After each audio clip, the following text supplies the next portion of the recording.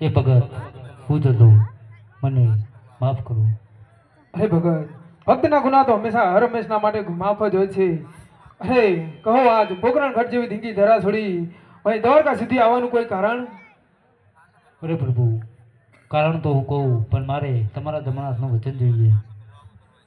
અરે તો ઠીક છે, લો તમને હું આ જમણા હાથના વચન આપું છું. અરે પ્રભુ, અહીં આવવાના તો બે કારણ છે, એક મારા સ્વાર્થનું અને એક પરમાત્માનું. અરે ભક્ત, કહો તમારા શું સ્વાર્થ છે અને શું પરમાત્મા કાર્ય લઈને આવ્યા છો? અરે પ્રભુ, સ્વાર્થનું કારણ એ છે કે હું પોકરણગઢનો રાધા અજમલ પેટે વાંચ્યો છું, તો મારે વાજ્યા મેળું ભગવાનું છે.